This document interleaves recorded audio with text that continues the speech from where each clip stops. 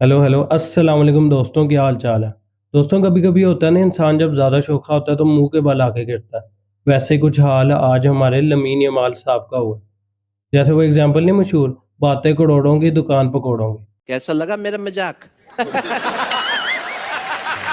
वैसे ही हाल था lamin Yamal का कि बातें इतनी इतनी बड़ी और परफॉर्मेंस जीरो। इसी के साथ कल मैच भी खत्म हो गया है, इसलिए आज हम El Clasico, Liverpool versus Brentford, Arsenal versus Crystal Palace और सिटी वर्सेस आस्टन विला और दीगर मैचेस के बारे में बात करेंगे। वीडियो शुरू करने से पहले चैनल को सब्सक्राइब कर दें और वीडियो को लाइक कर दें, शुक्रिया। बारसा वर्सेस रियल मैड्रिड के मैच से स्टार्ट करते हैं। व्हाट अ वंडरफुल मैच यार, क्या कुछ नहीं था मैच के अंदर। गोल्स, पेनल्टीज, पेनल्टी मिस हो रही है, फाइट हो रही है, रेड कार्ड मिल रहा है, jam pack stadium, wonderful atmosphere यार, क्या ज़बरदस्त था। और इस मैच में रियल मैड्रिड माइल्स क्लियर थी बारसा से। ये आप मैच 10 दफ़ा करा लो, रियल मैड्रिड ही जीतेगी। कोई मुकाबला नहीं था, बारसा के प्लेयर्स के शोल्डर डाउन थे। रियल मैड्रिड चढ़ी हुई थी बारसा पे और बारसा टोटली खुल गई। मुझे तो भाई अपनी टेंशन होने लग गई है। जिस तरह लिवरपूल खेल रहा है ना, हम तो बहुत बुरा पिलेंगे रियल मैड्रिड से।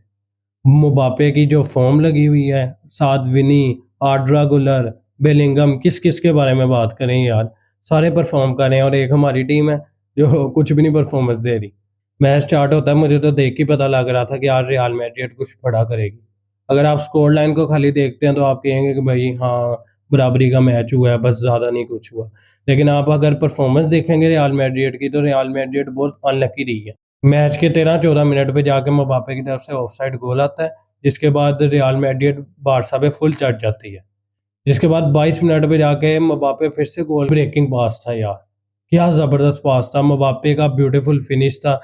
शेज़नी के पास कोई चांस नहीं था गोल रोकने का।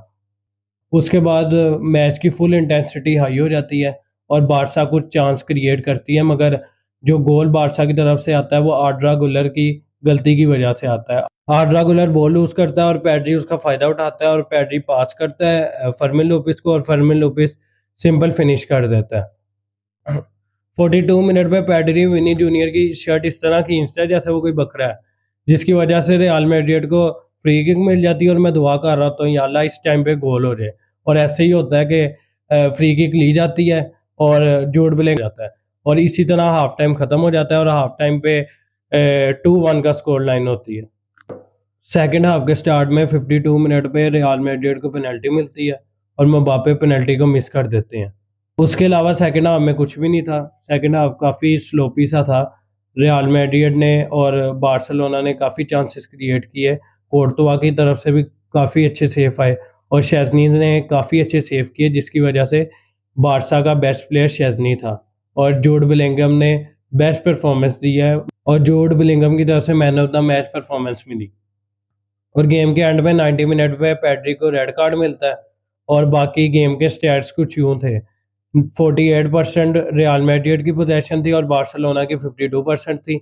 और शॉट जो है रियल मैड्रिड के 21 थे, जिसमें से 9 शॉट ऑन टारगेट थे और बाकी बार्सिलोना के 13 थे और 6 शॉट ऑन टारगेट थे। बाकी कॉर्नर रियल मैड्रिड को 12 मिले हैं और बार्सिलोना को 4 मिले हैं। बाकी मज़ा तो गेम के एंड पे आता है जब कारवाहाल लमीन यमाल को कहते हैं कि तू बहुत ज़्यादा बकवास करता है और विनी जूनियर भी लमीन यमाल को कहते हैं कि भाई तू सिर्फ और सिर्फ बैक पास ही कर सकता है। बाकी बारसा की तरफ से काफ़ी बैड परफॉर्मेंस थी और लमीन यमाल तो पिच पे नज़र ही नहीं आया। और जहाँ तक बात है बारसा के डिफेंस की, तो बारसा का डिफेंस बुरी तरह से एक्सपोज हो गया। हाय अब आओ हमारी भी दुख की दास्तान सुन लो। ना छेड़ो हमें, हम सताए हुए हैं, बहुत जख्म सीने पे खाए हुए हैं।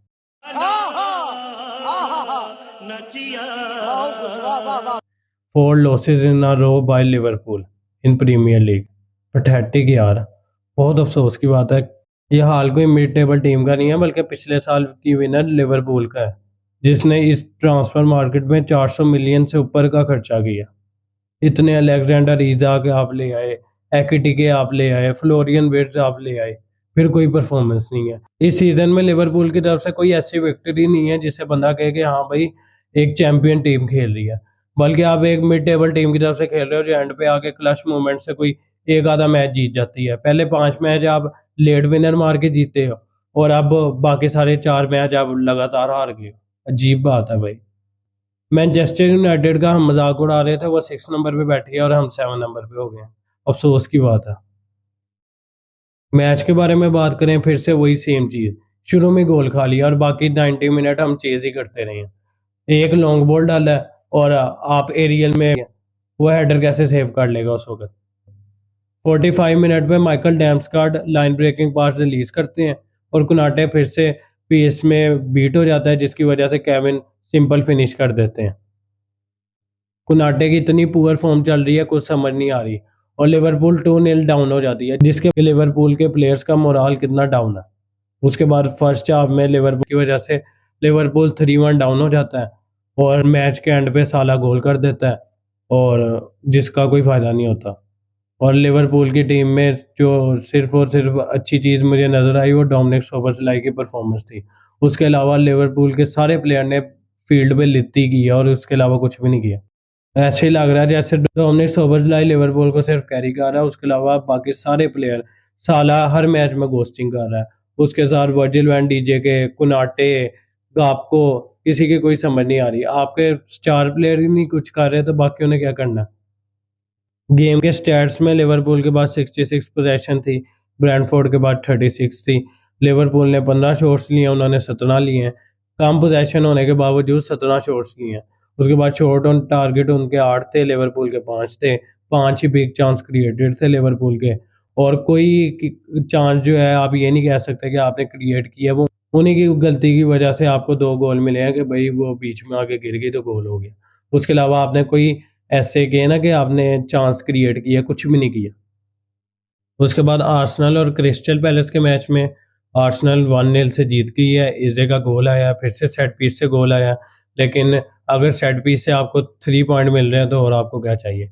एक रिपोर्ट के तहत आर्सेनल ओपन प्ले से गोल करने में 17 नंबर पे है, सेट पीस से नंबर 1 पे है, और पेनल्टीज पे भी नंबर 1 पे है। तो ये आप सब देख लें।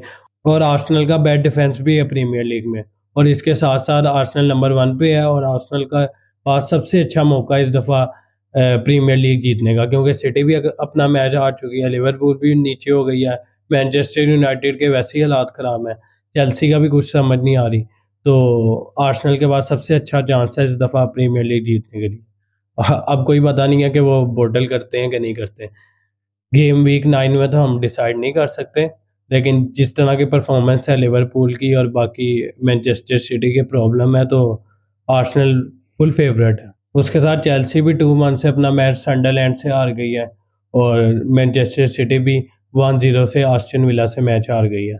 जिसके बाद पॉइंट टेबल जो कुछ यूँ है, आर्सेनल नंबर 1 पे है, बोर्नमथ नंबर 2 पे है, नंबर 3 पे टॉटनहम है, 4 पे सनडरलैंड है, मैनचेस्टर सिटी 5वें नंबर पे, मैनचेस्टर यूनाइटेड 6ठे पे, और लिवरपूल 7वें नंबर पे है। बहुत अलार्मिंग है, मुझे तो डर है कि हम टॉप 4 में आते भी हैं कि नहीं। और आर्सेनल तो भाई फुल फेवरेट है, और आर्सेनल अब 4 पॉइंट की लीड पे है। दोस्तों, अगर आपको वीडियो अच्छी लगी है तो वीडियो को लाइक करते हैं और सब्सक्राइब करते हैं। शुक्रिया। फिर आपसे मिलेंगे दोबारा इंशाल्लाह।